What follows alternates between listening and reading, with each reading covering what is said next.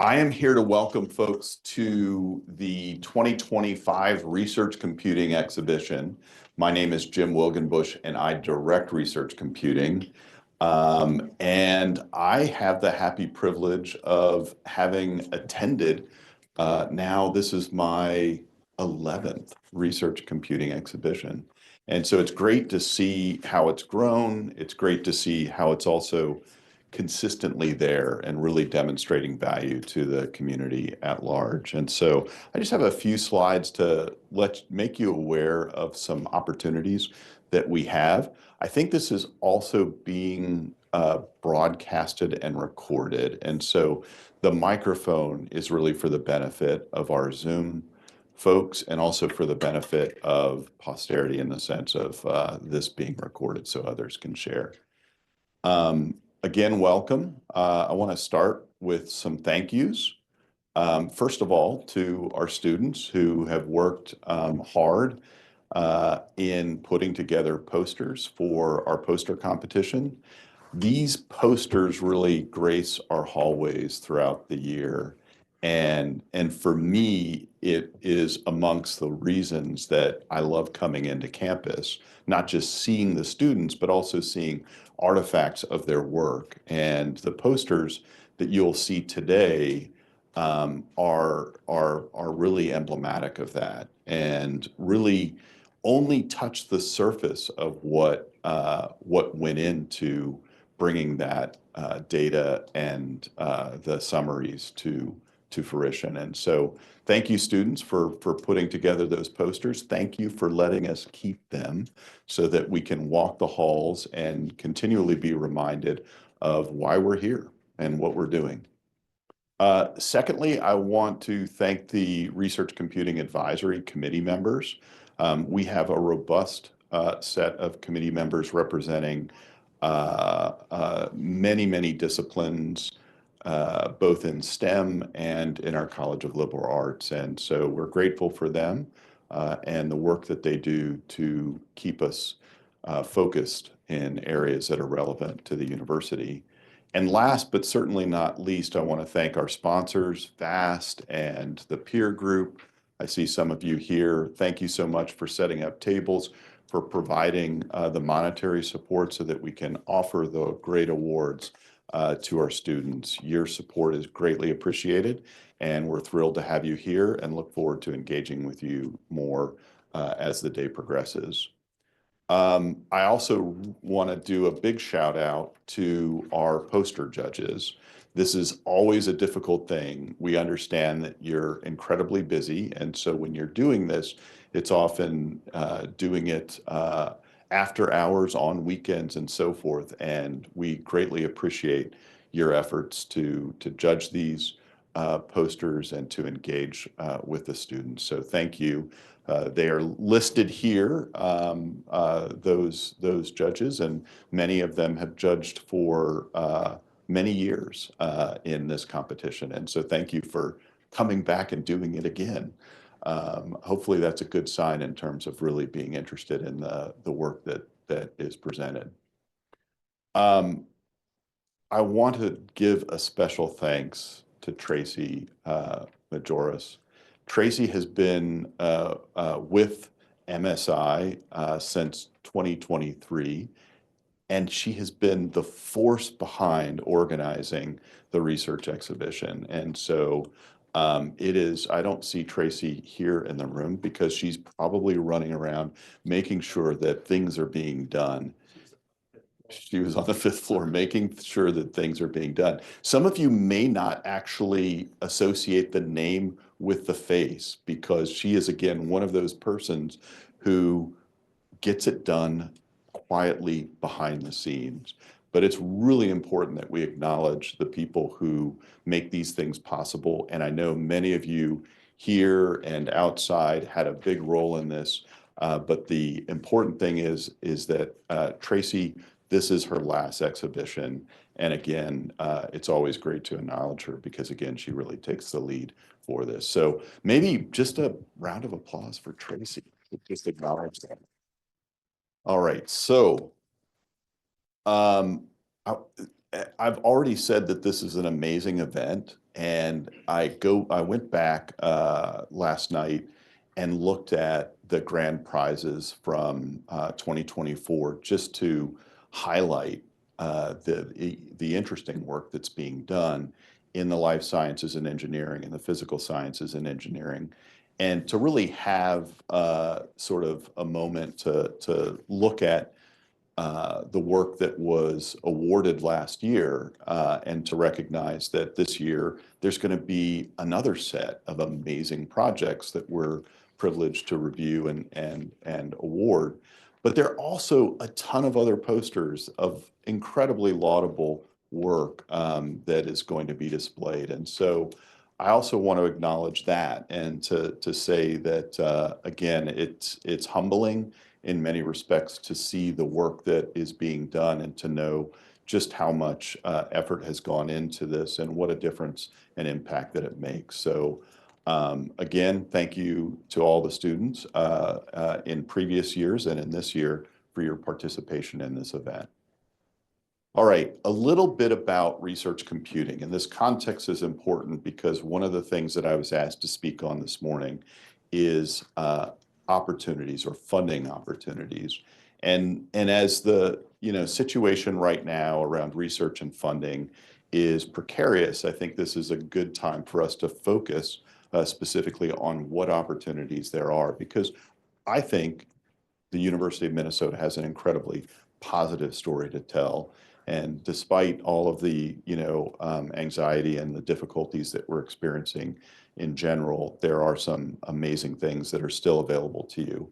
So the first thing I want you to get a picture of is that research computing is a set of entities. Those entities are the people that you'll see today in this area, but also as you go through the halls and you read the posters, are the people responsible for making this happen. And so the longest and largest of the entities within research computing is the Minnesota Supercomputing Institute. Roughly speaking, it could be divided up into the system side of things and the informatics side of things.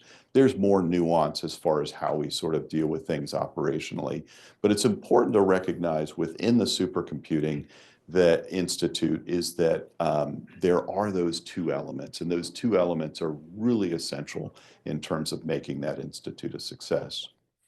We also have uSpatial as part of the research computing entities. Its director right now is in Madrid, sort of projecting, again, that global impact that the university has on all things spatial. And so he's representing the University of Minnesota and uSpatial in particular at a large international conference in Madrid this week, so he can't be with us today. We have a cross-cutting function that we call outreach and training, and that is led by Jim Ferguson, who is out and about, and I'm sure you'll meet him today. And we are very happy also to announce that Laura Ferguson will be stepping in when Jim Ferguson retires later this spring. And so big shoes to fill, but incredibly thankful for those two individuals in terms of providing that critical element of work that happens across all of our different research computing entities. The next one in our list, and I've seen Patricia here, I think she just poked her head in a moment ago, directs our International Institute for Biosensing, and so you'll learn a little bit more about that as we go forward. We also have Haley here. Raise your hand, Haley, and she has a great table out there leading our, you can tell these slides are like a week out of date, but I changed it in the next one. The Data Science and AI Hub, which was formerly, it grew out of the Data Science Initiative. And so all good initiatives should have an evolution of some sort. And we are now able to see where that is manifesting. And so you'll hear more about the hub. It's official, what do we call it? Not groundbreaking, but maybe kickoff. Do you like football? And what's that? Grand opening. Yeah, let's go with grand opening. Will be later this spring. Has the date been established yet? Not yet. The date to be announced. Stay tuned great breaking information. And then newest to our family of entities under research computing is the Sustainable Geocommunities Program. And that you'll hear more about later, I think, this morning. Tom Fisher is its faculty director, and Len Knie is its managing director. And so Len wears multiple hats, but he's operationally making sure that the SGC, the Sustainable Geocommunities Program, moves forward successfully. And so that's a bit of a look of how we operate within research computing. What also happens, and sometimes isn't fully sort of visualized, is we have these joint arrangements with various groups on campus where we have people and services embedded in organizations throughout the university.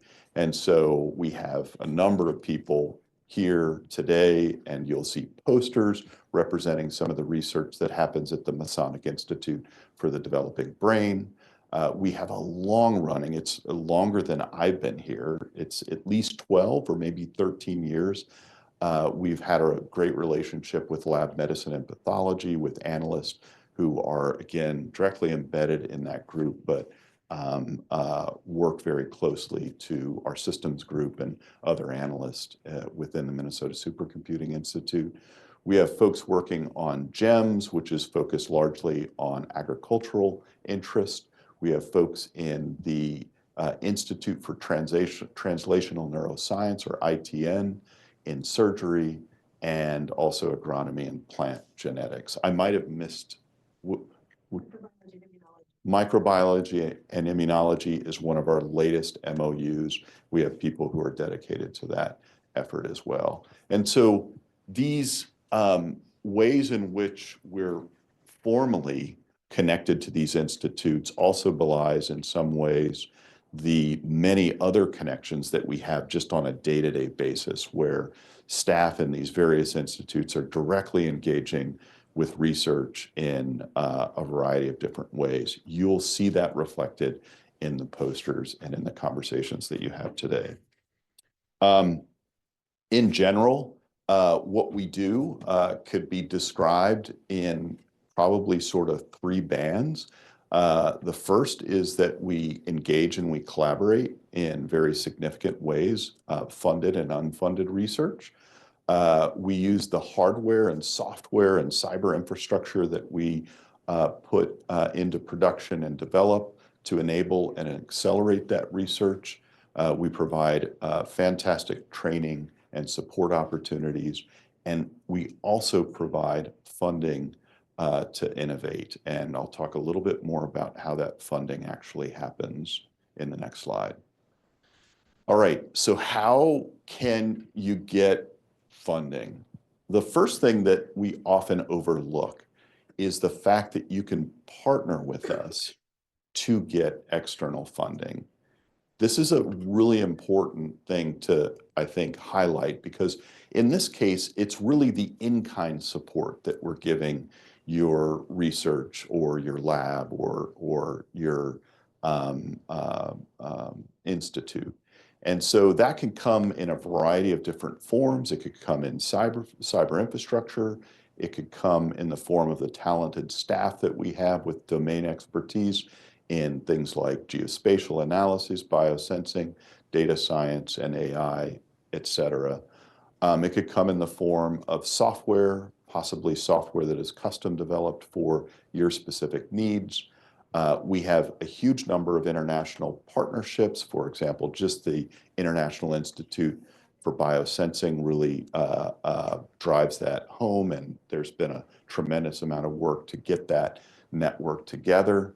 And then, of course, we provide training and outreach opportunities. So all of these are a way that our researchers here at the University of Minnesota could help to advance their work. And this is sometimes overlooked, but this doesn't happen at every university, I can assure you.